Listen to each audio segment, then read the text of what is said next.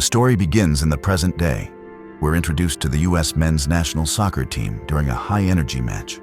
Several players we see on the field will become central to the story. They win the game, and soon after, we see them boarding a plane full of celebration and excitement as they prepare to fly to another country. The coach praises their performance, and the mood is upbeat as the plane takes off. Now we meet some of the main characters. Slim, the team's most talented and admired player. Andreas, Andy, the team captain and Slim's close friend. Elena, Slim's girlfriend who previously had a brief relationship with Andy. Eva, another team member dating a Greek player named Felix. Georgie, Andy's younger brother, also part of the team. Other players will be introduced later to avoid too much confusion at once. During the flight, Slim grows visibly nervous. He's afraid of heights. Andy, being a supportive friend, tries to calm him down. Their team trainer, Connie, notices Slim's condition and gives him medication to ease his anxiety. But then the unthinkable happens. The plane crashes. Luckily, it doesn't sink into the deep ocean, but crashes near a small, uninhabited island. Still, the situation is grim. Some passengers are killed, others seriously injured, and the remaining survivors manage to swim to shore during the dark night. Day 1. At dawn, the survivors begin to gather themselves. They move the bodies of the dead to one place and collect what little supplies they can from the wreck. A few people are badly wounded. Andy turns to Connie, asking him to treat the injured. But Connie admits he's just a trainer, not a real doctor. He's not qualified to provide proper medical care. Andy then takes a head count, listing the names of those who survived. After the crash, only a handful survived. Slim, Andy, Eva, Elena, Connie, Georgie, Patton, Marquez, Felix, Ari, Simon, Magnar, and Doe. Everyone else on the plane was killed. The group was shaken, especially Elena, whose father, the team's official coach, was among the dead. To make things worse, the tail of the plane, which held the black box, had fallen somewhere deep in the ocean, cutting off any hope of a quick rescue. While gathering supplies from the wreckage, Slim found a cell phone. He kept it quietly, hoping it might help them call for help. But when he told Andy about it, Andy dismissed the idea, saying there was no signal out here and no rescue coming. He insisted they focus on survival and come up with a real plan. Frustrated by Andy's hopeless attitude, Slim became angry and suddenly collapsed, his nose bleeding. He blacked out, sending everyone into panic. Andy quickly called for Connie, who tried to care for him as best as he could, even though he wasn't a trained doctor. Later, Felix used driftwood to write a large help sign on the beach, while Andy counted their food and water. Supplies were extremely limited, and there was still no sign of help. Next day, Patton, Marquez, and Simon ventured into the water to check nearby debris. They managed to find some food. Patton and Marquez gave it to Simon to carry, but when Simon saw a shark, he panicked and dropped everything, swimming back to shore in fear.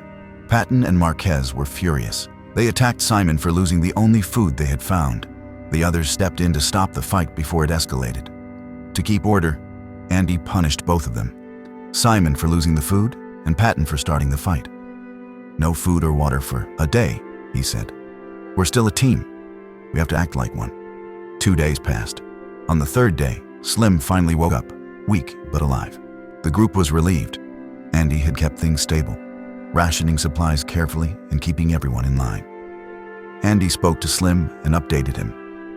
Their remaining supplies would last just 3 or 4 more days. "We need a new plan," Andy said. "Fishing, hunting, anything. We can't just wait around to die." Slim still believed help would come. He said, "We made it through a plane crash. They'll come for us," but Andy didn't agree. He pointed out that 2 of their group were badly injured and unlikely to survive. "Every day they're using food and water that the rest of us need. We should stop helping them," he suggested. Slim was horrified by the idea and strongly disagreed.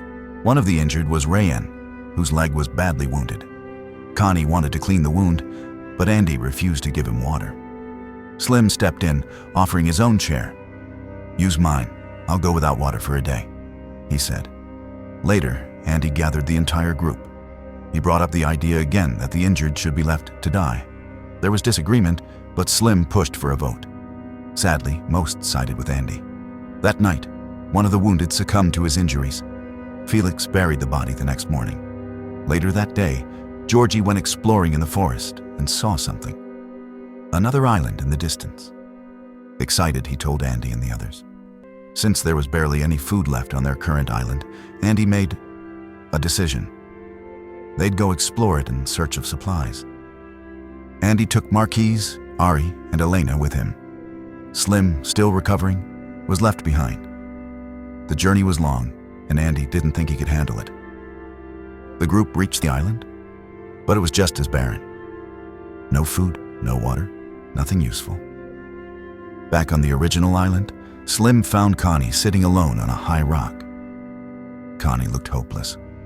He told Slim he'd found some berries, but believed they were poisonous.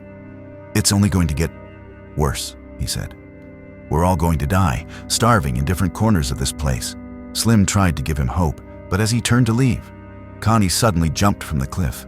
Slim dove into the water trying to save him, but it was too late. Connie was gone. Meanwhile, Georgie and Doe went into the jungle looking for firewood. Doe fell into a deep pit. They soon realized it was part of an old Japanese military bunker, likely from World War II. Georgie helped Doe out, but as they tried to leave, Georgie stepped on a landmine. The explosion blew off both his legs. By that time, Andy and the others had returned from the second island. Hearing the blast, they rushed into the forest. Andy froze when he saw his brother gravely injured. Out of desperation, he called out for Connie, but Connie was gone. That night, Andy addressed the group. "We stick to the decisions we made," he said coldly. Then, without emotion, he put his brother to sleep, ending his pain. It was a dark and tragic moment. No one said a word. Day 8. Andy was no longer the same. His brother's death had hardened him. With no food left, he wandered into the jungle and broke down in tears. Elena followed and quietly comforted him. Back at camp, the group discovered a raft. Felix had an idea. They could break it down and use its parts to make a fish trap. He shared the plan with Slim, who agreed it was worth trying. But Patton and Stefan strongly disagreed. To them, the raft was their last hope of escape. If Felix turned it into a trap and failed, they'd lose their only chance of getting off the island. Despite this, Slim sided with Felix and gave him permission to go ahead. That afternoon, Stefan and Patton stole the raft and escaped with it before anyone could stop them. The group tried to chase them down, but the two had already disappeared into the sea. The others returned to camp, frustrated. Simon had been left in charge of guarding supplies, but had briefly gone into the jungle. Slim took the blame, feeling guilty for allowing Felix to use the raft in the first place. Things worsened quickly. In the jungle, Ari caught Simon stealing food. Simon ran, but was eventually caught near the beach.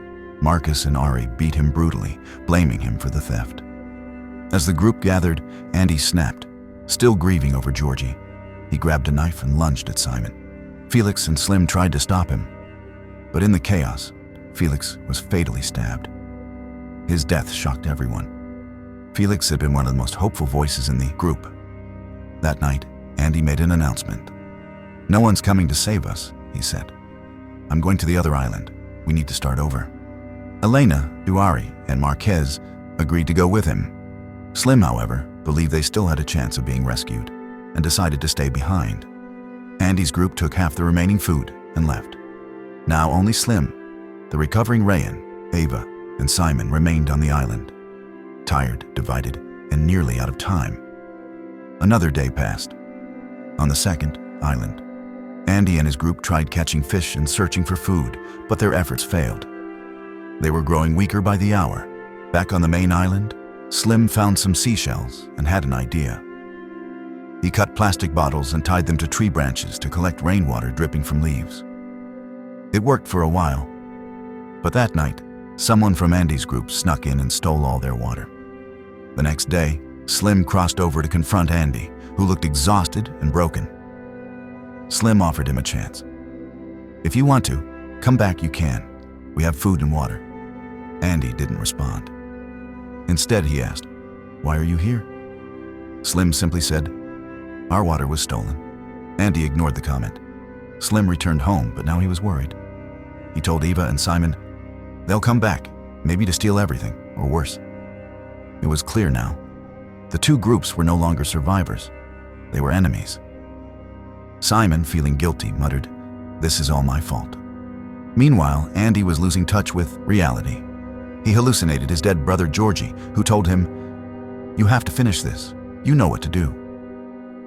Andy's mind was breaking.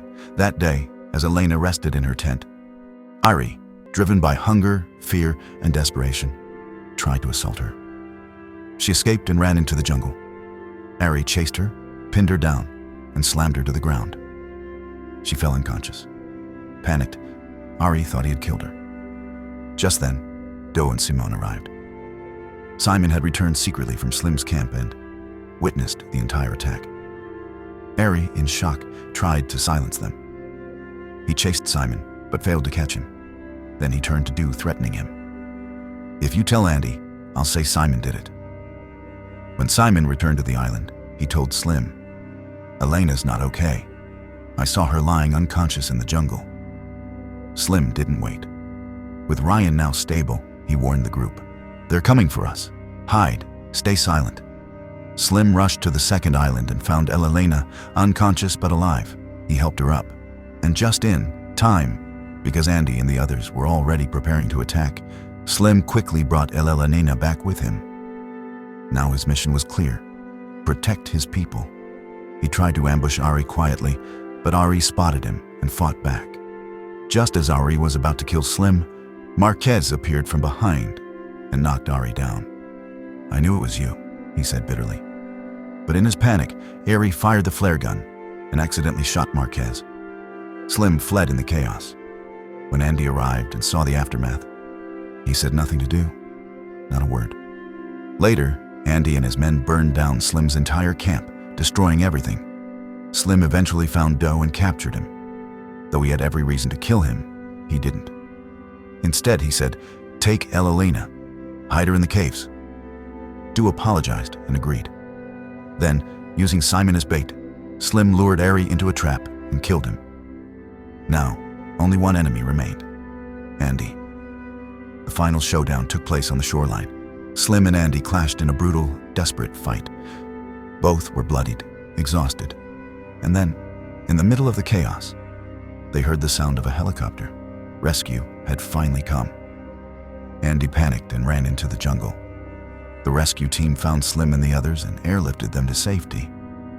It turned out the two survivors who had escaped earlier on the raft had led help back to the island. Before leaving, the rescuers asked Slim, "Is there anyone else still alive?" Slim hesitated, then said, "No."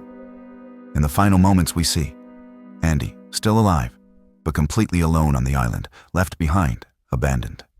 And that's where the story ends.